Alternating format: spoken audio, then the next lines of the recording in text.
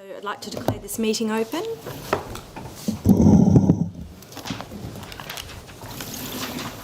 Good morning. I'd like to note that all members are present. Yes. Councillors Jonik, Milligan, Kunzelman and Mayor Teresa Harding. We don't have any apologies today. Do we have any interests that we'd like to declare?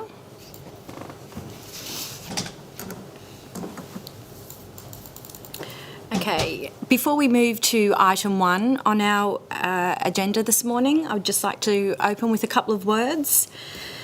Just like to make a few comments around this being our first Ipswich Central Redevelopment Committee meeting, also because it's such an important asset and redevelopment to this city. Ipswich is ranked as one of Australia's fastest emerging 21st century cities, and it's critical we restore the heart of our CBD. The largest transformation in the Ipswich CBD in over 3 decades, the project will see Nicholas Street become a highly sought-after retail destination and hopefully put Ipswich squarely back on the map. It will deliver hope to the residents of Ipswich who have long suffered without a beating heart in our CBD, lack of amenities and entertainment options for families, and to the long-suffering businesses in our CBD. It's hoped that it will reignite a thriving and economically successful CBD. The redevelopment of the Ipswich Central CBD is well and truly underway. Some residents are understandably sceptical, but I invite everyone to take a walk down Nicholas Street and have a look. It's very exciting. This standing committee, the Ipswich Central Redevelopment Committee, was established at Council's last ordinary meeting, and we are the advisory committee to Council. We are responsible for overseeing and managing the project within the constraints of the budget approved by the previous interim administrator. It will allow us to give monthly updates to our residents and offer a clear format for transparency during the project. What we move today won't become resolution, but will be put to the full council at the next at the ordinary meeting next week. We will also ensure that along the way, our role as committee members will work in conjunction with the CEO and executive team to ensure that the council is engaging the services of expert third-party advisors, leaders in their industries, to ensure that the project is a success and minimise risks. So I'll now move to the first item on the agenda, which is the Ipswich Central Executive Report 16. 4th of June 2020. It's a report concerning the monthly update of the Ipswich Central Programme of Works. Can I call on the relevant officer? Good morning, Sean Madigan, General Manager of Coordination and Performance. Through the Chair, this is the first report being presented to this new standing committee, which is titled the Ipswich Central Executive Report. Previously, there were 2 versions of this report that were presented to the Economic Development Committee of Council, one being a publicly available document, the other document being a confidential item that had various aspects in there. Following comment and discussion at the last council meeting in relation to this report and the new approach of this organisation in terms of a push model to providing the community with as much information as we possibly can. We have amended the format of this report to now include much more detail that is significant and material to the project itself. At a very high level, the project is progressing well. The administration building is up to level 8, commencing the pour of the slab on there. They have commenced plastering and fitting out of the new library, and the civic space is progressing well with pavilions, stage, gardens progressing through there, as well as completion of the zero depth water play area that will be available for the community to use. We are currently tracking on budget for the project and effectively on time, so The practical completion dates for the civic space and the library will be approximately November of this year. When we look at opening them is a conversation for council and this committee to consider. Obviously practical completion is one thing, and then you have a defects period and a few other aspects that we can deal with. We'll present that as we get nearer to that October-November timeframe, to present that to the council when we look at a grand opening kind of event would be the view potentially to consider. The administration building is due to be completed in July, late July, early August of next year, which means we as an organisation will be moving into that building in that time. Significant work is underway there in terms of change management, preparing our organisation to transition into that new building. A side note is our negotiations with West Moreton Health are progressing well. So we are at the last stages of finalising the contract of the existing assets that we have here in Roderick and South Street to West Moreton Health. We're just going through the final sort of checks and balances that they need to from a state government perspective to finalise the procurement of these assets. Looking at the report that's provided to you, and obviously now to the public. It contains a financial summary of where each aspect of the project is at. It has a current budget, committed contracts and variations and forecasts that are mapped out in there.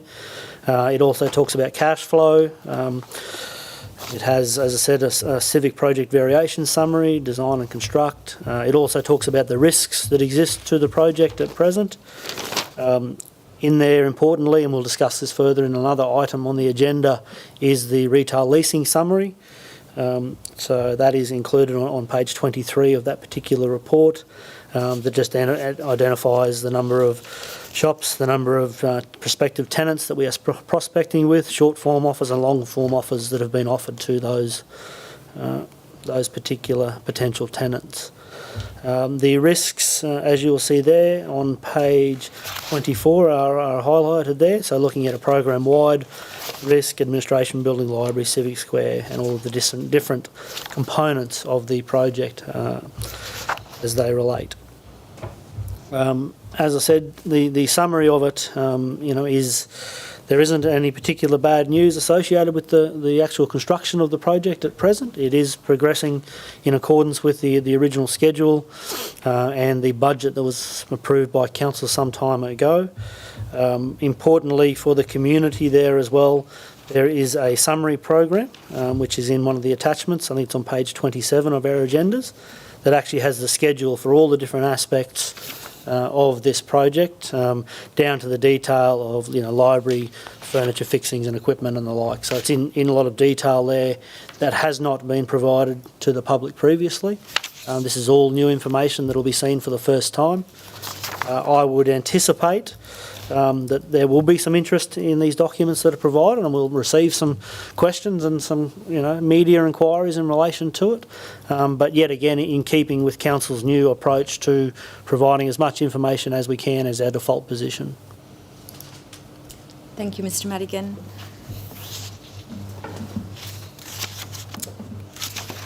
Any further questions, Mr. Madigan? Through the Chair, just the one extreme risk. You can see on page 31 as well as page 24. Are you able to explain what that is, if it's not confidential? No, certainly. So we would, sorry, I'll just go to that page. Yep. Yeah.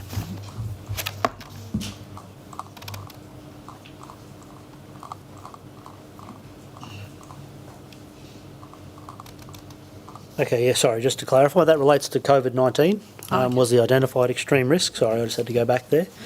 That was identified some time ago as an extreme risk, and one of the predominant reasons it was identified as extreme was that some of the products that we are sourcing as part of the project, so the lifts and a few other things, were actually coming from Wuhan in China, which shut down obviously for an extended period and with all factories closed down. So that was the extreme risk. That has since been mitigated reasonably well. COVID in and of itself has not delayed the construction of hutchies on the project. They managed their social distancing and the like to ensure that it continued throughout the COVID restrictions. So it has not actually delayed the project, but certainly at the time of printing this report was identified as an extreme risk if we weren't able to get our lifts for the various car parks and our administration building. If I know this is from May, the month of May. That's correct, yeah. Thank you. Just through the chair, because of the supply chain constraints due to COVID-19 as a whole worldwide, is there any report in place for the future sourcing of some at-risk items, given that many countries, not just China, are affected? It's my understanding from the project managers and from Hutchinson Builders, the principal contractor, was only the lifts, and I think it was a certain amount of stone that were at risk. Other than that, there were no identified risks to the supply chain for the project. So they have not requested any specific extensions of time as a result of the COVID-19 restrictions.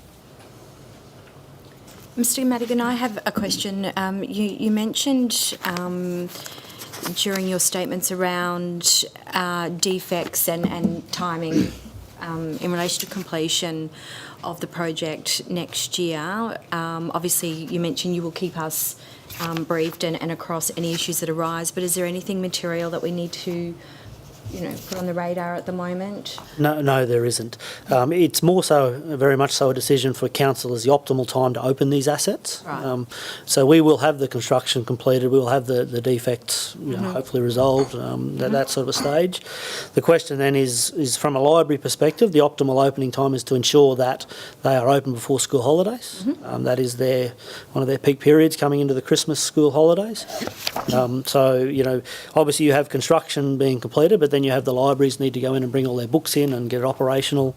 And as we get closer to the date, within the next probably month or so, we'll be able to provide some recommendations for an opening date. Yes. But it is very much so something for council to consider. Okay, and I think we will get to this later in one of the reports, but so just around the timing of the opening, for instance, at the library, I think KPMG have recommended a staged approach so that we are opening some of the retail or some of the food outlets along with the libraries.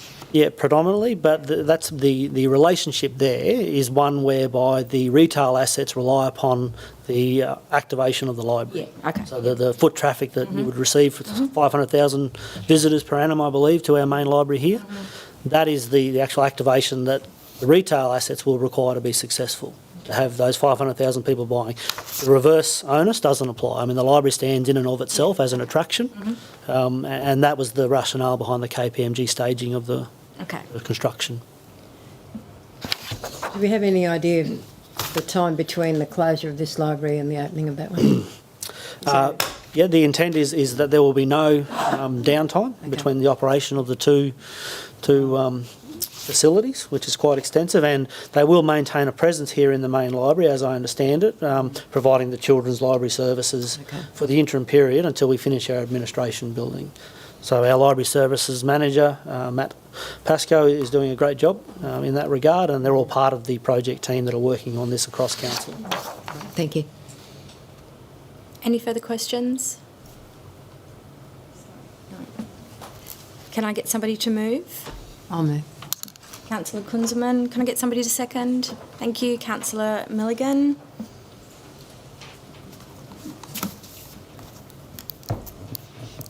I'll now open up for discussion.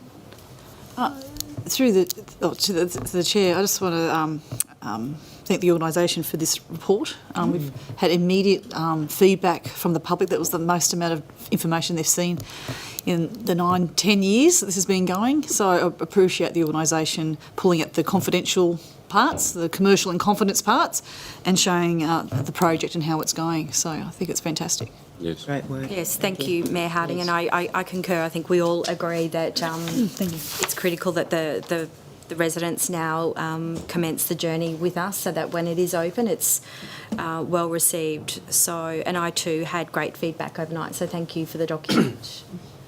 Thank you. I'll put the matter to a vote. All those in favour? We have 5 in the affirmative. Motion is carried.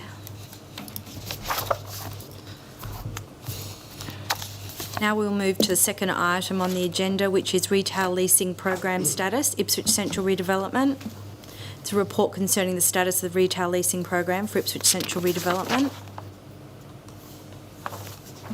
Thank you, Chair.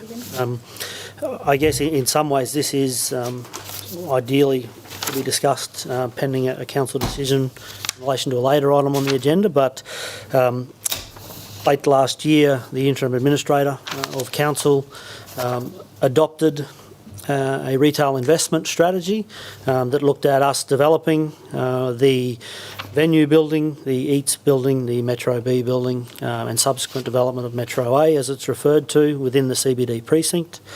And that was all based upon a divestment strategy, so to hold those assets and then sell the retail assets off and maintain council-owned access, of the assets, in particular the administration building, the Civic Plaza and the library. Following that decision of the interim administrator, we have been out in the market actively seeking tenants to come to the precinct upon completion of the retail assets, which we anticipate will be projected around about June, July next year to coincide with the opening of our administration building within the precinct. As part of that, we have a Ranbury Property Services who have been doing the tenancy work for us. And as you'll see there in the report, this is a summary. So yet again, this is the first time that this information has been made public. So we have been engaging with a lot of the market in relation to it. Prior to COVID, it is fair to say that there has been some strong interest in relation to the precinct from a retail perspective. So we have some fairly large organisations that are interested in coming into our precinct. We currently, I believe, have eight non-binding heads of agreements signed with some major operators to come into our precinct. And pending the council decision in relation to the retail and commercial asset investment strategy, we will execute leases, hopefully with those organisations within the next couple of months at the latest. One of the things that we have seen from the market changing as a result of COVID isn't so much around a lack of interest in the market to come to the precinct. However, they are seeking additional incentives to do so. And that is because obviously with the restrictions of COVID and the downturn in the retail economy, there has been a reduction in profit within that sector. So what they are looking for is potentially further rent abatements or capital incentives to come in to the precinct. That is one of the, when you talk about the retail investment decision, that is probably one of the highest risks that are associated with that. The reality is that as a property owner seeking to attract tenants, we are in a lessee's market, and we will probably have to pay a little bit over and above what we would have 12 months ago to get those tenants into our space. That is not obviously unique to our precinct. That is the sector across the probably entire world, I would suggest, certainly in the country anyway. So yes, 472 prospective tenants have been contacted, 139 have been issued with offers. So for those that don't know, that occurs when some of the prospectives indicate an interest in the precinct. So you have around about a 25% strike rate there. And as I said, to date, 8 heads of agreements have been signed. I should add, and we'll talk about this later, is that all of the conditions of heads of agreements and prospective leases that we do look at signing up on are independently reviewed. So they are signed off by Knight Frank, is who we have engaged that. So they are not invested in the project whatsoever, but they look at it from a market perspective to ensure that it does actually meet the market standards and that we aren't undercutting the existing commercial and retail market within Ipswich, and that we are operating effectively as a successful commercial entity. Thank you, Mr Madigan. I did have a question around the comment, the uncertainty around the economic outlook and the impact to retailers. as anticipated, there would be softening of commercial terms. So you've already spoken to that there's additional incentives that prospective lessees are looking for, is that? That's correct, and that'll generally take the two forms. One is rent abatement periods. So traditionally with any tenant there is a rent abatement period of X amount of months to bring them on board before they start paying rent, or a percentage discount on the rent. So they'll be looking obviously to extend some of those commercial arrangements to their benefit so that there's lower cost for them within those first 3 to 6 months. The other aspect is around capital incentive. So it isn't unusual for a property owner such as ourselves, a shopping centre, to provide a capital incentive to a lessee to come in and to cover some of the costs of their fit out for the actual location. As I said, this is completely industry standard, so this was all new to me before we delved into this, but this is how effectively the commercial and retail sector works in terms of attracting retail tenants. So from a financial perspective, these kinds of things have been factored in? To a certain degree in the financial analysis that Mr Keach will discuss as part of the agenda item later today. And some of that's factored in around, I think, a pessimistic 50% tenancy rate as well, so allowing for half the shops to be tenanted, not all of them. However, realistically, until we negotiate each and every individual deal across the various tenancies within the assets, we won't be able to have a final position. Sure. We do obviously track that, as we sign leases, we have a designated budget for capital incentive and rent abatement as part of that. Yeah. And at the moment, we've just identified it as a potential risk that could go over budget, depending upon obviously the market conditions. And how often is Mr Keach updated? Is it after each lease? No, so it generally hasn't been involved directly in the leasing. So we have Mr Brett Edmonds is our financial accountant on the project, who actually reports to Jeff. Okay. If that makes sense. So we haven't been... Yeah. It certainly reports to Jeff's team. It's the financial accountant reports to Jeffrey. Okay. Just one other question. You comment that the project's provided a number of challenges from a retail leasing perspective for numerous reasons, but one is the checkered and prolonged history of the CBD redevelopment project. Have we seen a shift in lessees' thinking as, construction's continuing to occur, or do we think it has really impacted on the types of tenants we're attracting? Look, we haven't seen significant impact in terms of the types of tenants that we're attracting. There's a couple of key things that need to occur for us to really, create enthusiasm in that retail sector. One, obviously, is a decision of this new council to endorse and construct the retail assets as we were proposing. So the second is to secure and publicly announce some significant anchor tenants to the precinct.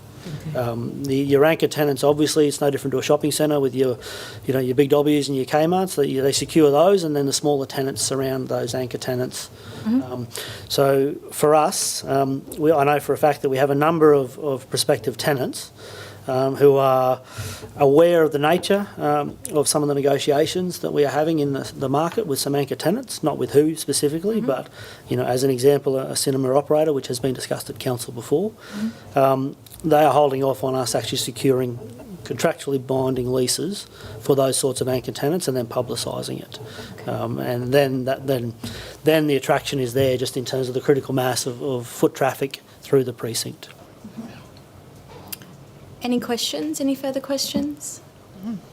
Through the Chair, Mr Madigan, I noticed in the previous report it stated that Metro A, Metro B, timeline completion to be determined.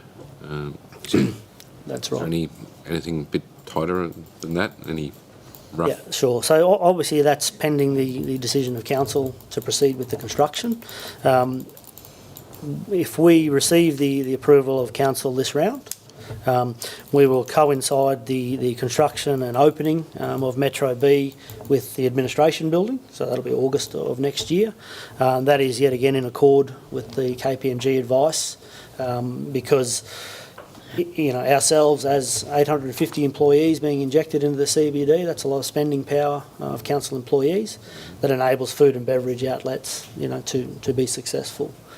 Metro A, the recommendation from KPMG there was to hold off on the development of Metro A. Certainly in terms of the interior, it's a significant cost, and their advice was to ensure that the rest of the precinct is successful before we inject those further funds into Metro A. Having said that, we have money in the proposed budget to improve the facade of Metro A, so we're not leaving it as it is, as a sore in the middle of a beautiful precinct. We will be in keeping with the look and feel of the broader precinct. However, we won't go in and do the massive work required internally to bring it up to the standard. That is, of course, a decision for the future for council to contemplate. And just in relation, through the chair, in relation to the KPMG report, and the fit-out incentives, were they in there to some extent? Can I just defer to another officer? Mr. Thomas?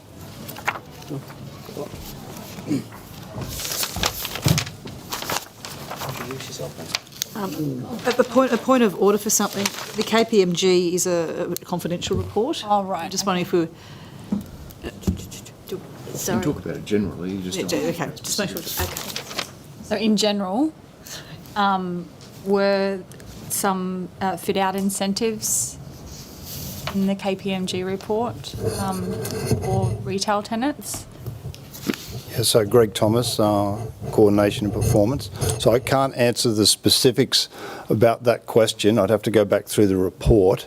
But the way the budget was structured going forward, it reflects a percentage of capital incentives and a percentage of a rent-free period in the way the capital was put forward in terms of the project total spend. Yep. So you're saying that the report kind of encapsulates budget moving forward, that will have that fit-out incentive and rent abatement? Yeah, so the original thinking and the way the budget was put together was, and again this was done some time ago before the current circumstances arose, was that an amount was put aside for capital incentives that's embedded in the budget, and there was a prediction that some of the incentives would be rent-based in the forward forecast. So in other words, in terms of what council will get as income coming back reduced. So And that was included in KPMG's development costs. Wonderful, thank you. Sorry, just to clarify that. okay. Thanks, Greg. Thanks. To you. Stand up your head.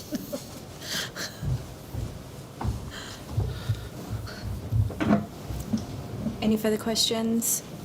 Can I ask somebody to move? Mayor Harding, somebody to second? Thank you, Councillor Milligan. Now open up for discussion. We'll put the matter to a vote. In favour? Looks like we are unanimous. Motion is carried.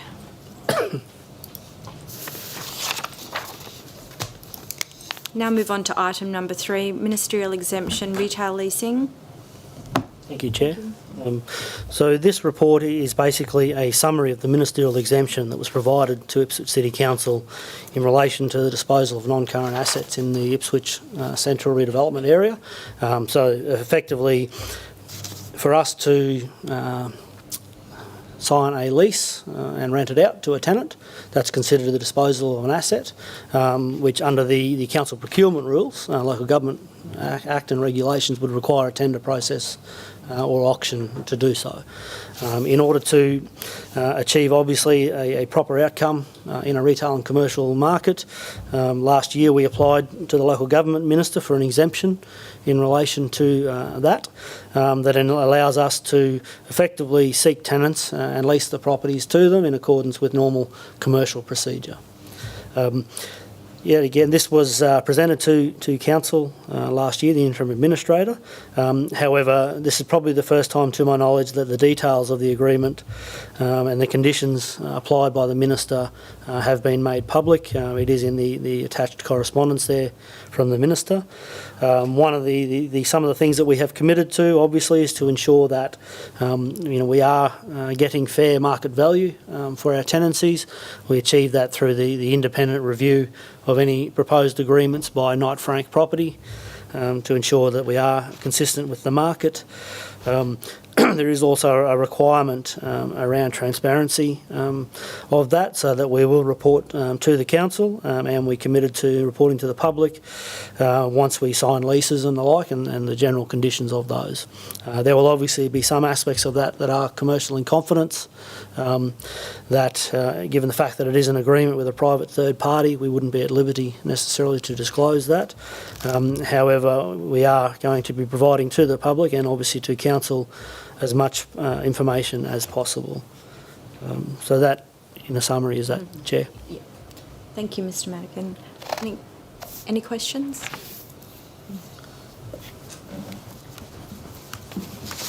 Can I ask somebody to move? Thank you, Councillor Milligan. Somebody to second? Thank you, Councillor Jonik. Now open up for discussion.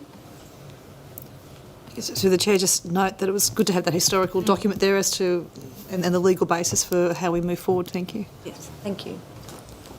Now put to the vote. All those in favour? Note that it's unanimous and the motion is carried.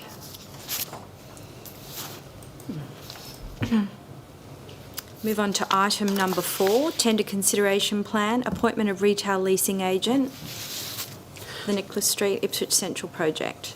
Chair, may I move a procedural motion that this matter lie on the table? Sorry. Thank you, Mayor.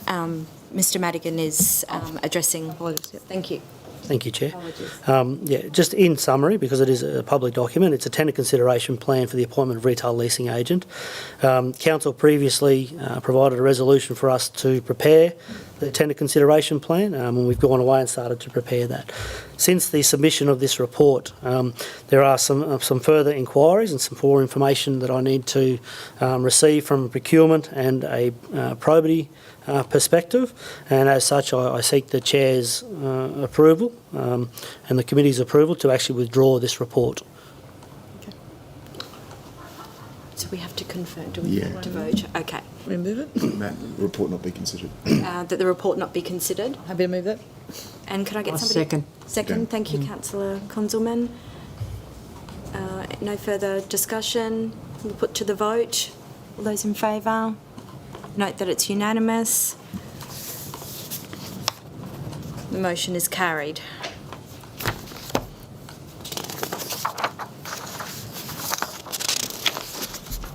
We're now moving on to item number 5, the retail and commercial property strategy. Thank you, Chair. Okay, councillors, this obviously relates to, as I discussed earlier, the Ipswich Central Redevelopment investment, so retail and commercial property strategy.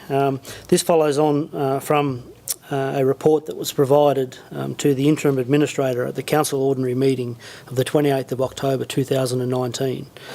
The strategy was informed by a number of documents, but largely by an independent review by KPMG of the investment, development and ultimate divestment strategy regarding the retail and commercial assets in the Ipswich Central redevelopment area. So for clarity, those assets that we're referring to are referred to as Venue, which is the former cinema building, the Eats building, which is the food court, and what we refer to as Metro A and Metro B, which are the shopping precinct of 2 Bell Street, that you can access it from Bell Street through to Nicholas Street, that council acquired not that long ago, and obviously the Commonwealth Hotel is factored into there to a certain extent as well. The advice was requested by the interim administrator to properly inform council in regards to what it should do with these assets. The interim administrator had a view that the assets should be divested, possibly before development, to the private sector, and thereby removing council from operating a retail and commercial enterprise, if you will, and also obviously to de-risk it from a council perspective. It does not include the library, civic place or the administration building, so it focused purely on those assets that I've stated. As part of that, we asked KPMG to do some market sounding for us in relation to those assets. KPMG went to the market and looked at options and explored that with various institutional investors and the like. The advice we received was that in their current state there was very little interest from the private sector or institutional investors in acquiring those assets. Upon completion, there was, I believe, some interest, however, would have been at a discounted rate. The main reason being that it is, in their minds, an unproven trading precinct, given the history of it over the last 10 years. What they have indicated is they would like to see it constructed, tenanted and operating successfully for a period of up to 2 years to show that it is a viable ongoing concern and therefore would fit the bill from an investment perspective from the private sector. The staged approach was recommended by KPMG. One of the findings in the staging of it was to make sure obviously a significant anchor tenant, such as a cinema operator in the venue building, is secured. They also recommended that we stage the Metro B and the Eats and the cinema, if we can, with the construction of our administration building, the completion of that, and our ultimate accommodation within that building, and they recommended that we hold off on the investment and development of Metro A, as it's referred to, as you'll see in those documents, until we prove that the other aspects on the retail there are actually successfully operating. So there was obviously some financial analysis. As part of that October 2019 report, we released, there were 2 documents attached, so there was a KPMG public document and there was a KPMG confidential document.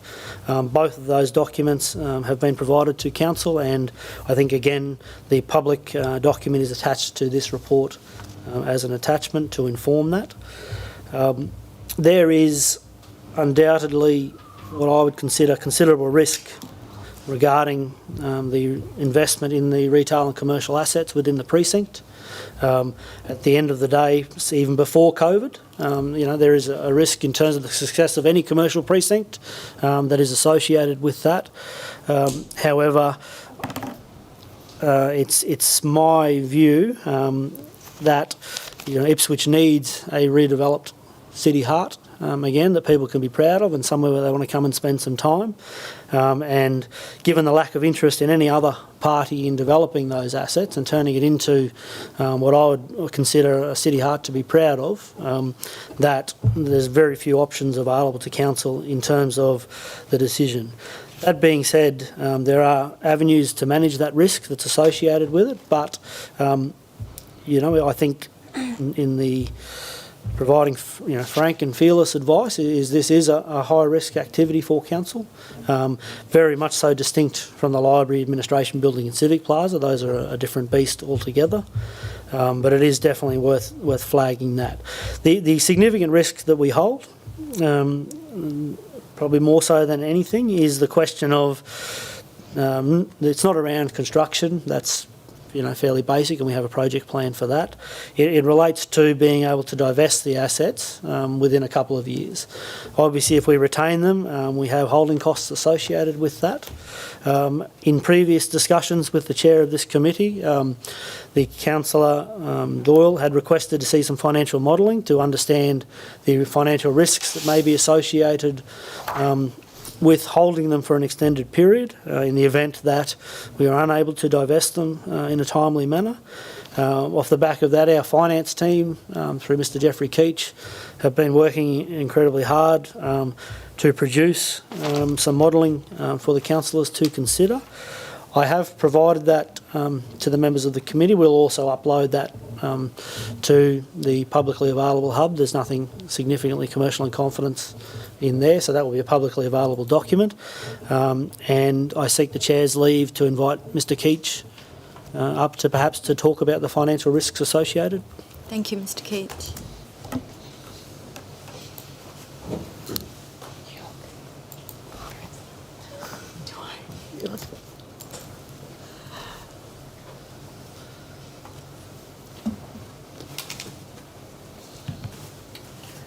Thank you, Chair, Councillors and Mayor. Mr Madigan's just outlined for you and referred back to reports from KPMG that were discussed with the former Council through the Interim Administrator in October, November last year. Council in December put a budget amendment through which included budget, as Mr Madigan's referred to before, for the retail precinct, and added in both the estimated construction cost and an element for leasehold incentives. That's currently, as I say, in our current adopted budget for this year. And it works on the premise, as Mr Beckman outlined, of the strategy of divesting in 2 years' time. So currently we've got sunk costs, and the KPMG report will refer to the fact that if it's sold at its market prices anticipated at 100% occupancy in 2 years' time, then is council likely to recover all its costs sunk to date and land value? Unlikely. It was anticipated that it may recover the costs that it needs to add on from this date going forward. And that's currently what's modelled in our budget as it stands at the moment in terms of that level of investment, which is about $43 million in total, and then divesting of that in 2 years' time once council's able to, as Mr Madigan said, prove that the precinct is successful and that there's a high level of occupancy, because obviously the takeout value is obviously going to be a factor of the level of tenancies that's in there in terms of the rentals that's been achieved. In the budget amendment report that went up to council at the time, made reference to an alternative scenario which we modelled back in December, and that looked at the potential that said, well, if it doesn't achieve that level of occupancy and there isn't a takeout partner, then council would be left holding the assets.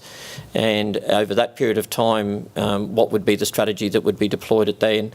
So we worked on an assumption. Obviously, there could be a huge number of assumptions you could model, but we did one other scenario there, which would be a potentially, say, 50% occupancy level, and still saying the same level of construction costs. And this was all based on information that came out of KPMG's report. It hasn't been tested any further than those level of costings. And it was identified that, realistically from a cash flow perspective, we would convert to a principal and interest loan. So currently, council's on interest only on the basis that we would divest in 2 years' time. We convert to a principal and interest. One would hope that it could be cash flow neutral at around about a 50% occupancy, covering the fact that we have, hopefully, because it's got investment in the mechanicals, that there would be limited ongoing maintenance costs. The outgoings would be obviously covered through the tenancies, and council could obviously be hopefully cash flow neutral at a 50% occupancy for that period, except for the debt repayment. Council would need to fund the debt payments going forward. And in our modelling and out there's a slight difference in numbers, but we estimate somewhere between sort of $25 to $27 million over 10 years council would need to do in terms of the debt servicing payments itself. Again, this is all based on those numbers that KPMG gave us at a high level at that stage. As we go forward, my view would that we would need to obviously work with the team and model that as we keep going forward, as you see the level of incentives come through and see what those outcomes might be. But that was the scenarios that we modelled as part of the budget amendment, so council had that level of consideration. Obviously there's still, as Mr Madigan said, some significant financial risks associated with council's decision, and the KPMG refers to its net present value calculations in terms of absorbing all its current costs, which is not positive, but hopefully that it can absorb the costs this time going forward at a disposal in 2 years' time. So happy to sort of talk through anything in more detail, but there's a lot of information that's associated with those reports, so I appreciate. I have carrying that level of debt long term, obviously. Yeah. Isn't ideal? No, we've worked on about an 80% debt funding, so that's probably about another $34 million of debt, which we've currently got in. But again, we've modelled at the moment in our budget to repay that in 2 years' time. That would obviously, if that wasn't the situation, would stay on council's books and we would need to pay that off. We've modelled on a debt term of 15 years for that, to pay that off over that time. So yes, it would be more debt, which we would need to look to fund from our existing cash flows, unless there was more positive cash flow from the centre as a whole. If occupancy was slightly higher, it may actually be able to fund some of that level of debt payment. We would just need to model those scenarios with the team as we move forward. And so, through the chair, is that based on the pessimistic 50% occupancy? That's based on our best estimate of 50%, using those estimated costs that are in the KPMG report. And as we become more aware of what would be the holding costs and the operating costs, we will obviously mature those calculations going forward, and any changes bring that back to council. And then that 80% debt leverage moving forward, is that based on none of it getting sold? Or is that's correct. Yeah, that's correct. That's on basis to hold. Half of the retail was to sell in 2 years' time once we've sucked out all the risk. Yes. Then that would correct decrease, and then the 27 million repayable in principal debt over 10 years doesn't factor in the capital increase of the property over that 10 years. No, that's correct. No, it doesn't take into account any of the potential value increases or decreases. If there's a lot of accounting standards that come into play there. If the values are not achieved and the rental's not there, then we have impairment issues that we may have to impair the value of council's books. Or in saying that, if the values go higher as investment properties and the rental's there, the values may increase. There's a number of different scenarios that will play out depending on the level of tenancies and the level of rent that council's achieving through those. But you're correct, Councillor Johnny, if there is obviously a scenarios between both likely to play out where we could end up selling one or two of the premises. If that was the case, we would repay the debt associated with some of those, and then therefore the balance that council would be holding would be less, and that level of risk would be minimised at that stage. This, of course, doesn't include anything to do with Metro A, as Mr Madigan said before. We've only simply modelled the costs associated with Metro B and the East. There's nothing included in our budget other than the small amount Mr Madigan referred to in relation to Metro A. That would come at a later stage if council so made that decision. And can I just ask, as a council, is our aim on investing our community's funds not to get a commercial return back? Like, I know that we're not in the business of retail, but is that not one of our financial goals? In terms of? Like overarching, our aims is to get a commercial return? I think if you're referring to owning commercial assets, and if council chose to own commercial assets, you would look to do that on a commercial basis and earn commercial returns, yes. Otherwise, I think you'd have to have a decision around whether you would continue with that strategy if you weren't getting commercial returns in that space. Yep. The challenge that you have with these assets financially is as a result of the debt that has been discussed previously in relation to ICP and those properties. Realistically, even investing this money into it isn't going to recoup those losses. The best we are probably going to do potentially is to wipe our face on this investment from this point onwards for the retail assets. So the likely situation is the costs that have been sunk and the value of the land that's there is likely to be, and our modelling does that. If we sold it, we've actually got a loss on sale of those assets, reflecting the value of the land that's currently there in our budget modelling at this point in time. As Mr Madigan says, it's unlikely to recover those historical costs or land values that stands there. So one of the most significant risk mitigations that you can have is to make it a commercial success, is to have people in there. That is about placemaking and activation. There's another agenda item of the committee here about the importance of placemaking to bring people back into the CBD. At the end of the day, if we bring people back into the CBD, then your retail and commercial spaces will be successful. By and large, that's the basic of the business model. You have foot traffic, you'll succeed in the retail and commercial world. That is where, for me, in terms of mitigating the risks of this decision, that is the most significant aspect that we need to deal with, is to activate that and make it successful. It will undoubtedly be a beautiful place to come. The finishes are amazing and the look and feel, but we just need to make sure that the people of Ipswich come back into it and use it. Through the chair, may I ask, Mr Keach, the interest rate's 1.899%. Yes. In all your modelling, is it fixed for the project? Yes. Or it is, thank you. Sorry, just to correct that, for the modelling of the divest, it's been done on an interest only Yes. rate, and Yes. then P&I. P&I if it's going on the other period of time. Okay.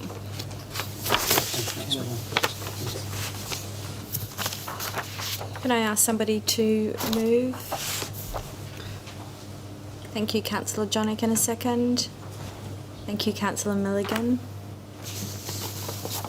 Open for discussion. I think this is a really, really important topic. It's the what's the mix that we do, and it depends on the appetite in the market. And it's certainly not an area of my expertise. Certainly, I'm very interested in what the experts say, but I know there's probably some other advice around the table. So I'm certainly interested to hear the views around the table. Well, it's been highlighted in the report that ways of minimising or, mitigant to the risk is appropriate due diligence. So it's critical that along the way we do the appropriate due diligence. And as I pointed out in my opening, we engage the services of third-party experts, those that, are leaders in their field. And I know we have Mr Hepburn in the audience today who's been offering council some great advice. So we need to continue on that theme to help us navigate and manage the risks. One step at a time. Any further discussion? Probably wasn't sure if we'll go to closed session to discuss some of the figures in the confidential reports. Is that okay? May I move to go into closed session to discuss commercial in confidence? Sure. Topic? I second. Don't need a seconder. Just don't need a seconder? Okay. Okay. So we're moving into closed session? No, you need to push it. You need to put them out. Okay. Would like to move into a closed session. So can I ask everyone to vote?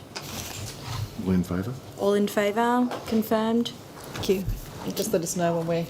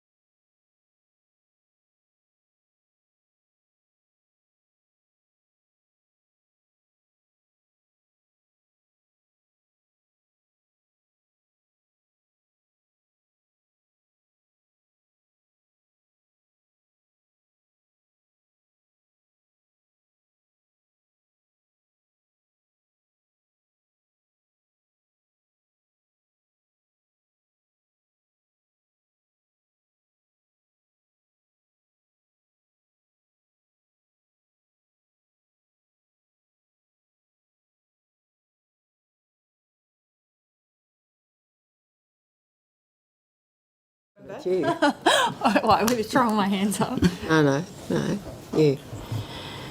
And, Right. and Chair will probably ask for an it's adjournment just after this.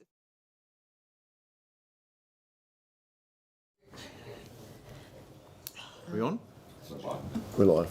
Okay, thank you. Just for the benefit of those watching at home, we've just been having an off-camera discussion regarding the commercial terms of the projects. A lot of those terms are either private and confidential or quite sensitive. Okay. So in relation to item 5, are we going to put it to a vote? Just want to explain what it is. Item 5 being that the Ipswich Central Redevelopment Retail and Commercial Property Strategy, as adopted by the Interim Administrator at the Council Ordinary Meeting of 28th October 2019, be endorsed by Council. All those in favour? Note that it is unanimous. Nicely. Motion is moved. Chair, may I ask for an adjournment? Certainly. You have Nicely. to move second. Just one? Yeah, and put it? How long? 5 minutes? Okay. All those in favour of an adjournment? 5 minutes. Unanimous. Thank you. Yeah, we're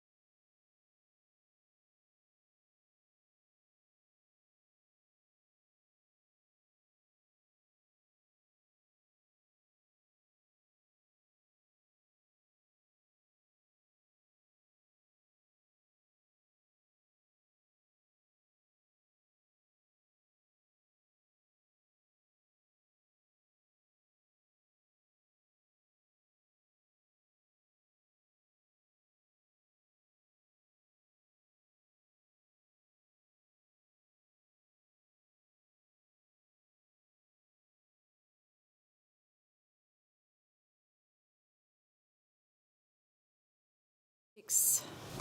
So we're live.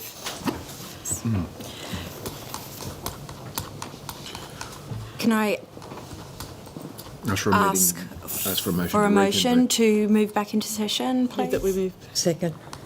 Oh, we don't need to, sorry. Moved by Mayor Teresa Harding and seconded by Councillor Jonick.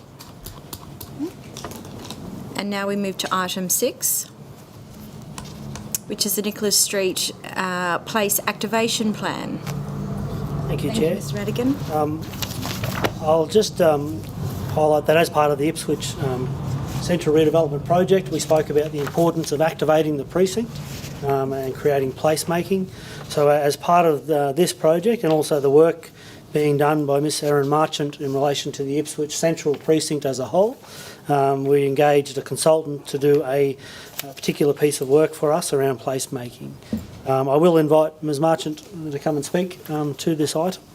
I will just highlight for the committee before I hand over, there is a recommendation provided in the Place Activation Plan and will be discussed as part of the Indigenous Consultation report that is in the following item, a recommendation to name our Civic place as Talmer Place, which as I understand it is in the common language of the traditional owners of the land, the Indigenous community, stands for Ipswich.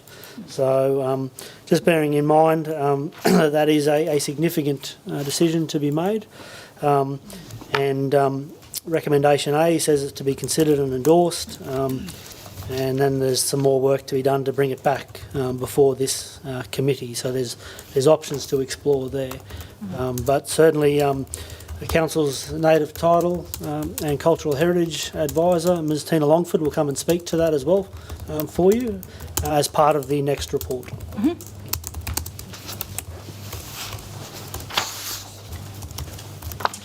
Good afternoon, my name's Erin Marchant, I'm Project Manager for Ipswich Central. This place activation plan is part of a deliverable for the Nicholas Street Precinct for the sub-working group for activation, events and placemaking. This plan was put together to establish the drivers for the precinct and also to help bring the traffic to the CBD. The plan itself is quite in depth, as you've probably seen, and today we're asking for it to be received and considered for endorsement. The plan itself sets out some roles and responsibilities, provides governance models critical for success, and recommends 10 key priority actions. Amongst others, there are other things that can be discussed. The plan has also taken into consideration the significant city events plan that we have and also maximises the interactions with the wider events calendar across the city. We have done considerable amount of community engagement through this process, starting internally, obviously, with the Ranbury Property Group and the project managers already underway on the project. This internal engagement started late February and has continued through COVID-19. We've held online workshops to counteract the COVID-19 restrictions with key users of the space, and we managed to undertake some stakeholder engagement before lockdown happened.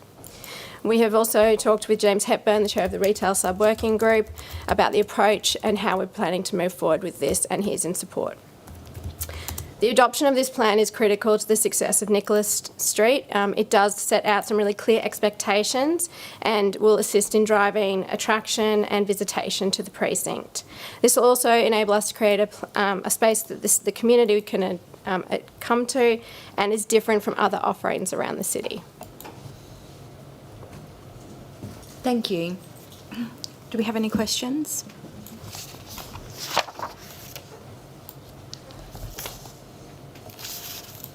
Can I ask somebody to move? I'll move. Thank you, Councillor Kunzelman, and somebody to second. I'll second that. Thank you, Councillor Jonick. Thank you. Now open for discussion. So just following on, Chair, with Mr Madigan, is there an Indigenous liaison officer coming to is available to chat to us? Just Next. okay, that's next. Yeah. Okay.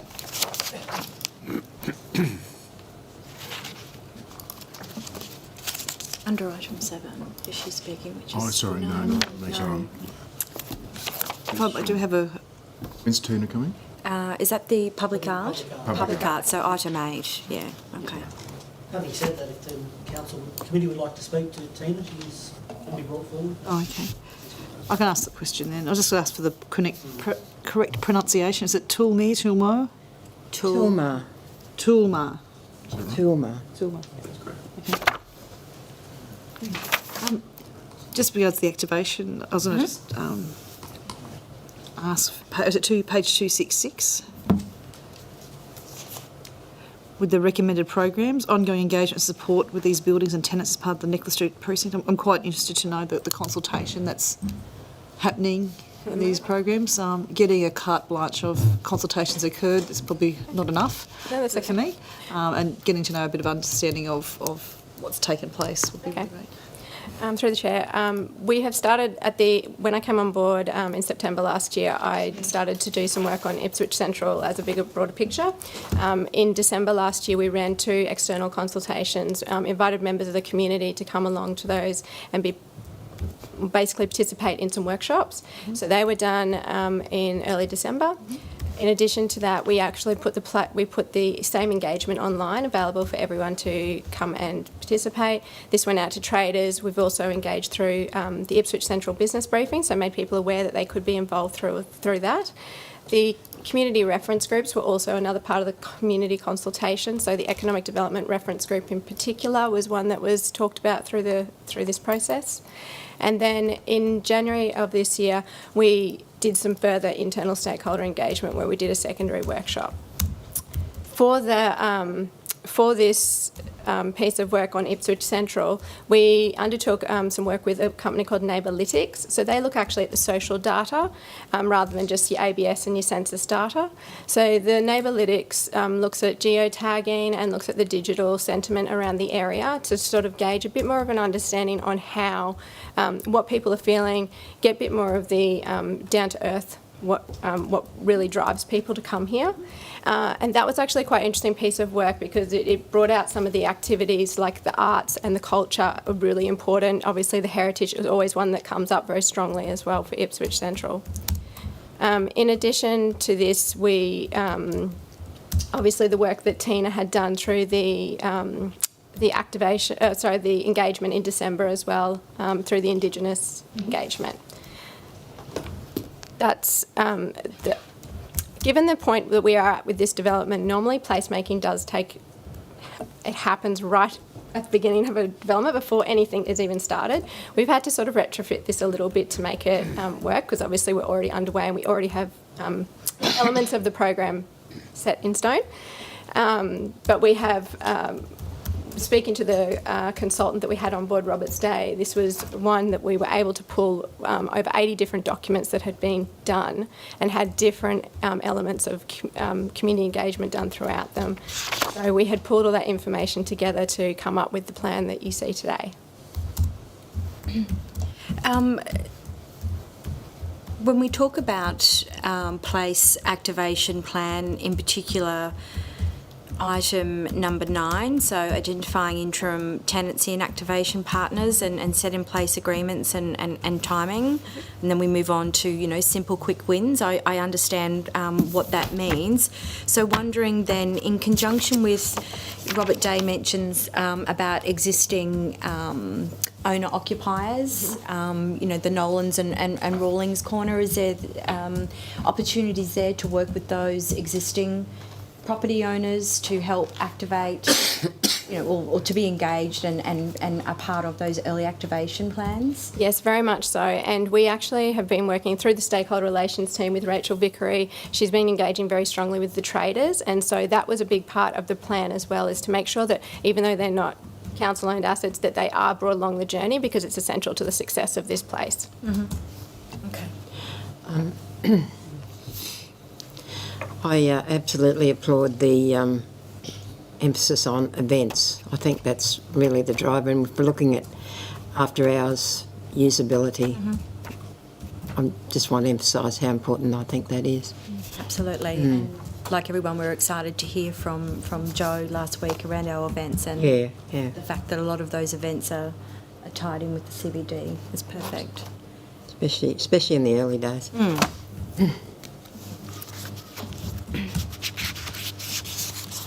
Thank you.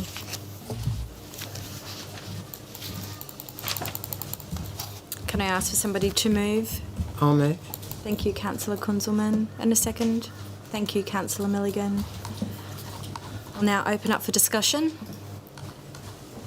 It's just following on from what Chair, what Councillor Kunzelman said with having events, but also importance of place for any like tourism destination. You know, we need to have things that are there all the time to attract people as well as the events, those highlights.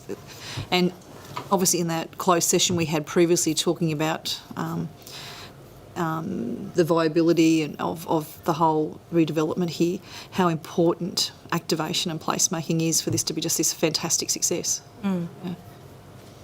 And I see one of the key pieces to the activation is using, again, back to, and don't want to be harping on, but engaging our local artists. Absolutely. You know, performances, open air performances in our civic spaces certainly play a big part, I would like to think. I agree with Chair. You talked about the Nolans and the Rawlings, which is I think page 266. How important it is to engage and consult with the landowners, the tenant. Yeah, so I guess... Yeah, because we get different feedback, about the alleyway there. Yes. Those kind of things that really, it's really, really important. Yeah, so I guess I probably should have highlighted earlier, we talk about the consultation that's been ongoing with traders, but potentially we might need to engage with our property owners, the private property owners, I think. Definitely. Certainly need to partner with them a little bit more because they are excited as well. You know, they've had to endure low occupancy rates in their buildings for many, many years. So it's important that we nurture those relationships. And they've stayed there. Absolutely. They've been positive. Absolutely. They've been positive. Okay, no further comments? We'll now put it to the vote. All those in favour?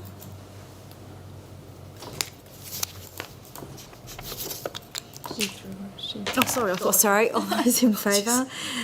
It's unanimous. The motion is carried. I did put my hand. Moving on to item 7, Commonwealth Hotel reconstruction. Thank you, Chair. So this relates to the awarding of the contract for the reconstruction of the Commonwealth Hotel. This has been a long drawn-out process with the extensive amounts of money spent thus far just stabilising the building and deconstructing it to prevent any further deterioration. It is a very bespoke piece of work that is required, so there are a limited number of contractors that would be capable of putting together a heritage building with the same engineering issues that are experienced at that particular location. So this went through a tender process, not an open tender process, but a select tender process. Council's procurement team, Stephen Bailey, was present and involved in that procurement process. As a result of that, the recommendation from the tender panel is to award the works to Built. Sorry, just Built Constructions. Built Queensland. Built Queensland. Sorry, just finding the report. At a cost of $2,353,529. Sorry, and it's a 23-week construction period, so it's going to take a while to do. Significant cost involved in there, but I'm sure as the councillors are aware, the Commonwealth Hotel forms a very large part of the history of this city and this CBD, and I think ultimately the original decision from the council to acquire it was certainly based on that and not on a commercial basis. Thank you, Mr Madigan. Yes, so I note that to date it's been quite a costly project, but I just would like to add to your comment. I've received so much feedback from residents, so their concerns around the hotel. I think word had filtered out that the urgent work that needed to be done to stabilise the building. People were concerned that it was beyond repair, but that is definitely not the case. I understand, and also people understand in Ipswich, in particular, the heritage value of these buildings, and certainly the old Murphy's Town Pub has a lot of significance and sentimental value to myself, as I'm sure it does a lot of others in the room. Any other questions? So just to clarify, that building alone, including this, will be around 6 mil? That's correct, yes. And that won't include potentially any capital incentives for a tenant that may. So this is effectively bringing it back to its former glory, if you will, in terms of the exterior of it and the interior. In terms of it potentially becoming a hotel again, so a bar type setup, we'll have to look at where a prospective tenant is on that. So there is a prospective tenant that is potentially interested in creating it as a commercial operation again. We're just in some negotiations around what that actually might look like in terms of cost. But the design of these works are in no way abortive. So the design and the completion of these works can continue, and then our negotiations with a tenant can occur in the background that wouldn't require us to then go and retrofit or pull out any of the work being done as part of this tender. Okay. Thank you, Councillor Jonik. I understand with your accounting hat on that you're probably tensing up a little bit looking at those figures, but can I just reiterate the heritage value? And to be honest, we in Ipswich have lost so many significant heritage buildings that were, victims of the 80s. They were just bulldozed. So I think this is one little win we need in Ipswich. Yeah. Through the Chair, I just wanted to note the sum. Yes. That's all. Thank you, Councillor Jonik. Yes. Ma'am? And I just want to note that this is a recommendation that's already gone out to tender. A decision has already been made by the interim administrator, and this is who the successful tender is. That's correct. To proceed. Okay, thank you. It's very pricey. Can I have somebody move? I'll move. Thank you, Councillor Kunzelman. Second, Councillor Milligan. Thank you. I'll now open up for discussion. Is there any further discussion? Unless you want to regale us, Mayor, Deputy Mayor, with a favourite story. I'll decline at this stage. We might need to go to an open session for that one. A closed session. So we'll now put that to the vote. We have a unanimous decision. Motion is carried. Moving on to item number 8. That is the Ipswich Central Redevelopment Public Art.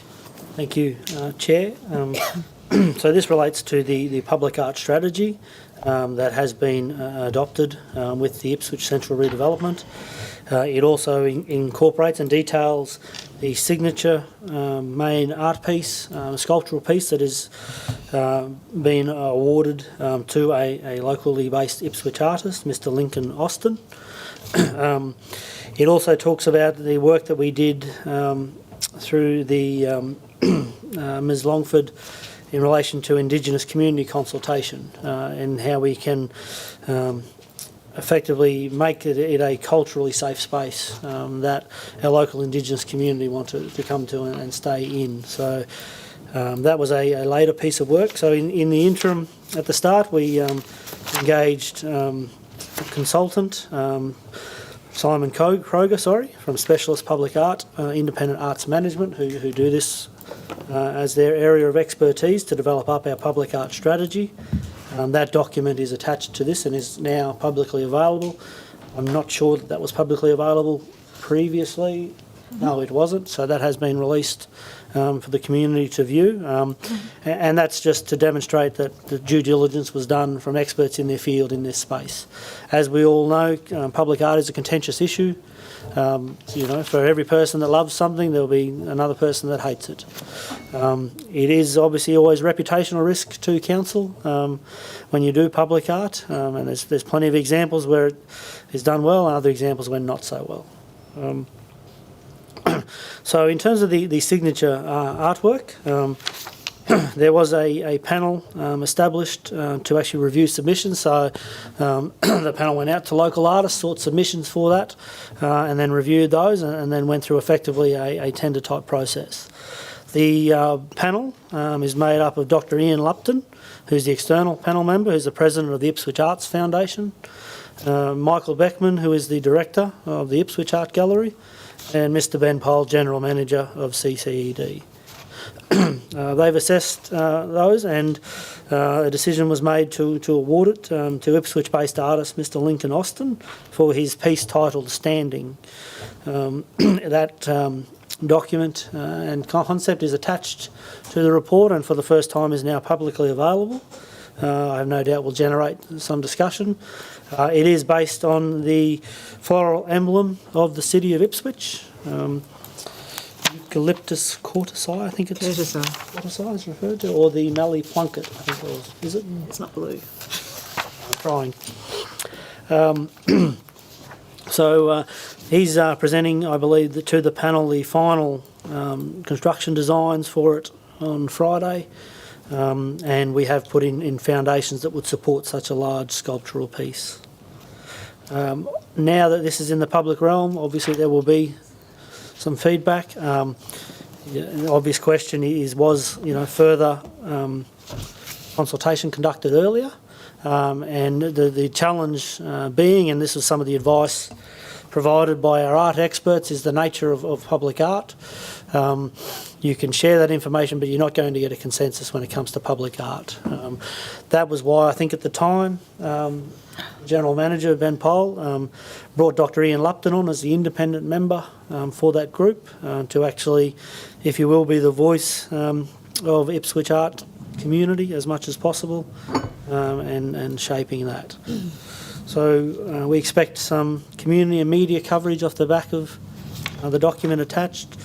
Yet again, in the interest of the new transparency of council, the costs associated with that are articulated in the report, and the quote is within there. Public art obviously is a unique thing in terms of, as Ben has already discussed, about how you procure arts and the like, and the challenges that are faced there, but it has proper process has been followed in this regard. The public art strategy also includes a number of other pieces of art to be spread throughout the Ipswich Central Redevelopment. Some of that is the conditions of our development approval for the administration building. We have a $650,000 budget allocated to public art, and very much so, as you can see with the awarding of the signature art piece, is trying to encourage and promote local Ipswich artists. There are a number of art pieces that we have included in the precinct as a result of the Indigenous community consultation, and with the Chair's leave, I might ask Ms Tina Longford, Council's Native Title and Cultural Heritage Advisor, to come and speak. Thank you.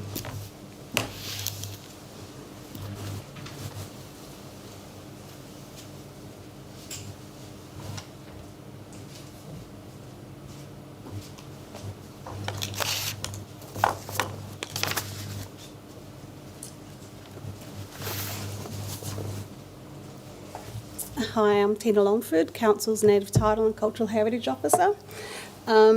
Last year we engaged Black Drum to undertake, as an independent consultant, Indigenous community consultation. To undertake that, we had an empty shop utilised so that people could come in and give their thoughts and opinions on what's culturally safe, culturally appropriate and sensitive. To undertake that, we separated it into 3 different themed areas. So you had the Civic Plaza, you had the admin building and the library, and everyone who partook in giving their opinions of what was to be included was included within the report. So with the Civic space, or the Civic Plaza, we took direction from Simon from IM Consultants, I think they are, and he pretty much pinpointed where would be ideal places that cultural elements can be incorporated. So from that was the Civic, the mural to be put in the water play area. They selected to have sculptured fish traps, bronze sculptured fish traps, and also the platypus, and we have a cultural garden. So I'm not sure what else you want me to tell you. Thank you, Tina. Can I ask, from your personal perspective, are you satisfied that enough has been done to acknowledge our Indigenous community within the development? Could we have done things better, more? I believe with what time frame we had and in the traditional landscape, the political landscape at the moment, council did the best that we could do and utilised the Indigenous community consultation that we did for the Indigenous community was different to other consultation processes we've done in the past for the Indigenous community. Okay. So normally we'd invite traditional owners and different Indigenous community organisations, and we'd all sit down together and work through it. This way we did the shop, which allowed people to freely come in and give their opinions. And we also had, Black Drum, Nancy from Black Drum, also had an online portal so people could give their opinions. I think that's appendix in the back of the report. So I believe so. Okay. And could you speak to the name Talmer? Talmer? Yes, please. So Talmer Place is Ipswich and Yagara language. So each of the different clan groups that identify as being connected to Ipswich, they all are a part of the Yagara language group. Okay. So in coming up with the culturally appropriate name, we thought it would be best, and so much we thought, the community thought it would be best to use the Yagara language in lieu of dialects from individual clan groups. Yep, perfect. Any additional questions? Mayor Harding, do you have any questions for Tina?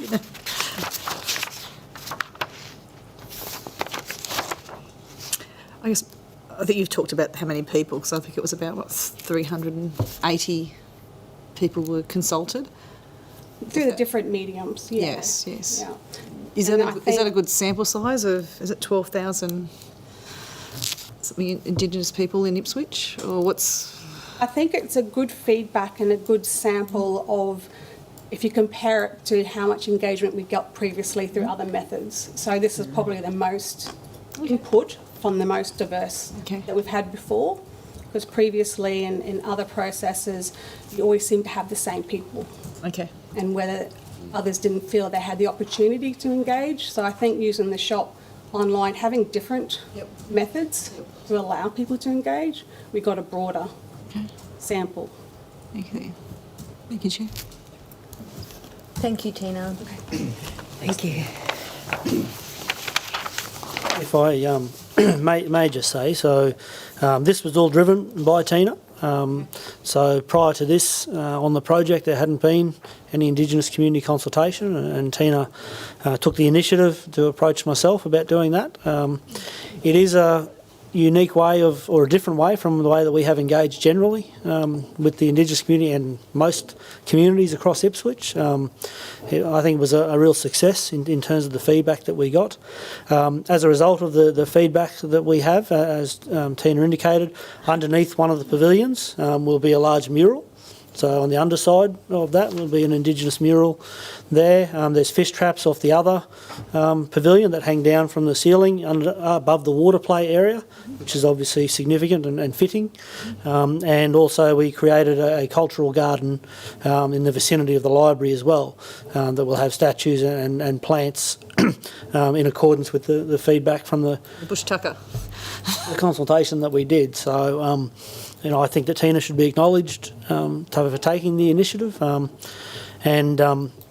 It's probably, I think Tina would agree, the most representative potentially engagement that we've done on much of the CBD project realistically. I think, if I'm able to interject, I think the most importance of this as well is not just having cultural elements that are identifiable within the heart of Ipswich, we've got elements that also are economically viable long-term, where it can provide an opportunity for whether it's an Indigenous community, traditional owner community, to do inter-walks, presentations, because they're elements that have a story. So the mural was drawn from the feedback from the Indigenous community as to what story they want told. Right. So, and then the fish traps have their story of connection to the Bremer River, and then you've got the platypus, which has a brilliant dreaming time story. So they're all evenly spaced out, that you can have, you know, a tourist type of opportunity for anyone who would like to activate that. Thank you, Tina. So another amazing opportunity for our activation. That's, yeah, really exciting. Yes. If you don't mind, and through the chair. I just wanted to also add, in reference to the signature art piece, the expression of interest was actually an open expression of interest, which attracted submissions from right around Australia and internationally as well. The panel that assessed those, you've got the details of there. It was overseen by the procurement manager, Richard White, in terms of governance. To Lincoln Austin's credit, he ranked the highest, so he was the preferred submission without any filter or application of local buy, if you want to put it that way. So out of all the submissions, national and international, Lincoln's piece was on its own merits, judged to be the preferred before any filter of local buy was applied. A victory for Buy Ipswich, nevertheless. Okay. Through the chair, could I ask, so the place naming, is it going to be displayed anyway, extra conspicuous? Look, it would be certainly, you know, whatever the name that is determined, and it is a decision of council probably, that naming, would be significant in terms of wayfinding. So there is a variety of signage across the precinct, but ultimately, you know, there are obviously recommendations that have come via the Roberts Day report. There's feedback from the Indigenous community. There are options around the naming of the precinct. Given the fact that we have come up with Talmer Place as an option, that is an option that could be put to the broader community if council wanted us to further consult. There is time to finalise the naming of the Civic Plaza. It doesn't have to be made today, I guess is what I'm saying.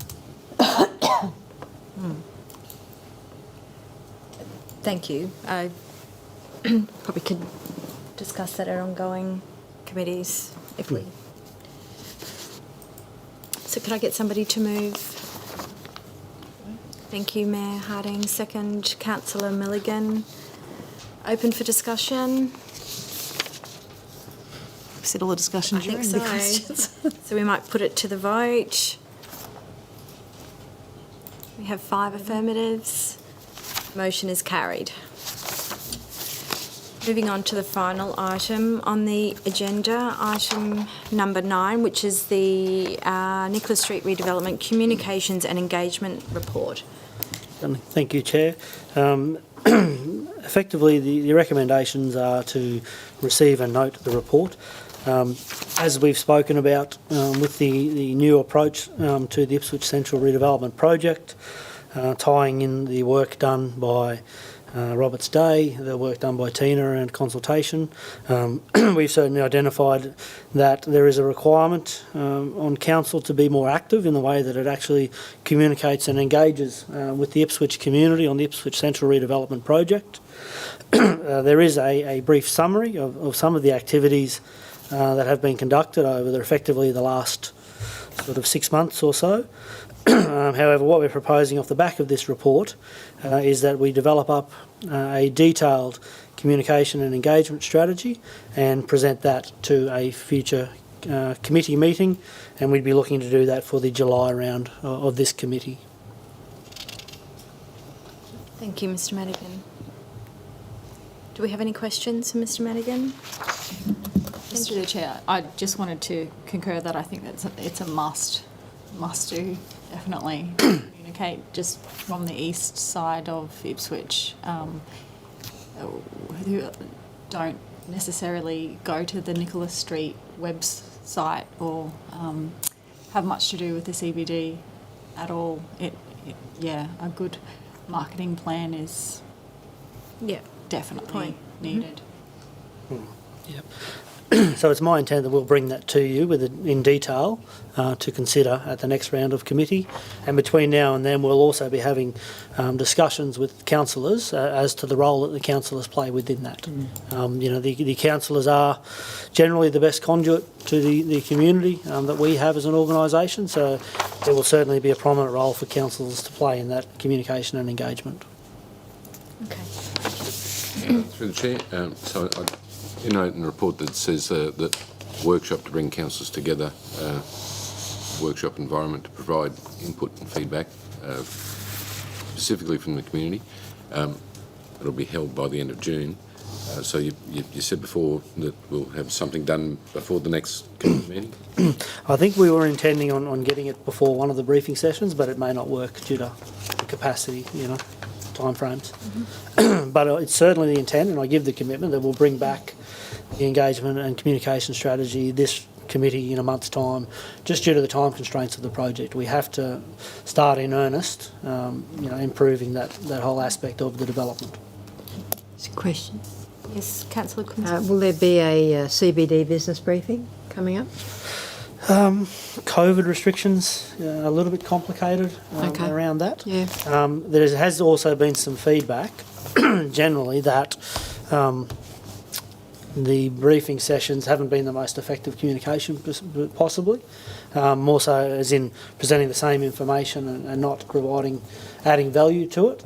So I think we probably need to look at how that group actually adds value to our project, rather than just telling them what's happening. How do we really get them engaged? How do we get them enthused? How do we get feedback from them on various aspects of what we're doing to, particularly in relation to Erin's work, broader than just Nicholas, it's broader than just Nicholas and Union and what we're building.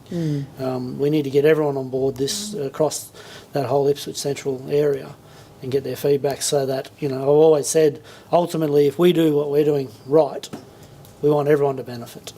All businesses and the whole city.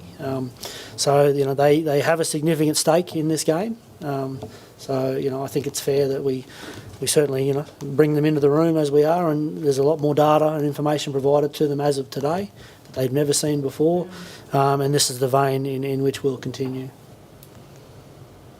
No, thank you. Good point. I think we need to onus is on all of us to ensure that that report is distributed as much as we can to residents. Yeah. And I think we've discussed, Mr. Madigan, maybe a condensed version, a couple of pages that can be certainly put out on social media. Yeah, something more consumable. Just with timeline of some key dates and some pictures to get people engaged who aren't already.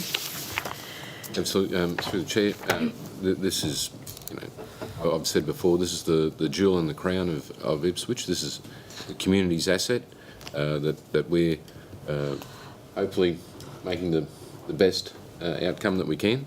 So from Camira in the east to Grantchester in the west, Ripley to Pine Mountain, everybody in between, this is their asset that we have to ensure that it's done in the way that the community wants and is lasting and provides the maximum benefit to that community.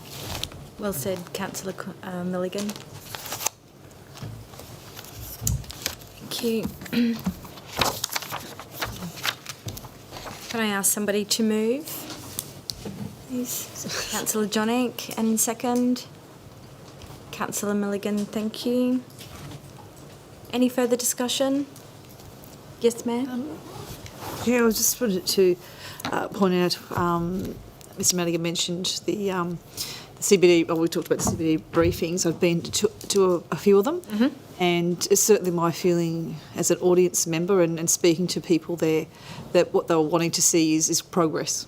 And I think maybe when I'd been to them, there'd been the same PowerPoints that were showing. So I think I think they'll be very keen and probably ask a lot more detail because there are more documents out there. And there's been, obviously, because of COVID and the election, there's been a time lag as well.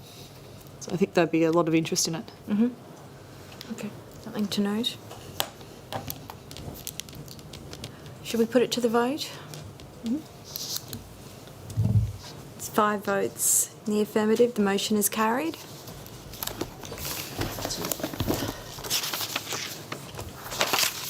And that concludes our first committee. Thank you. Thank you. 29.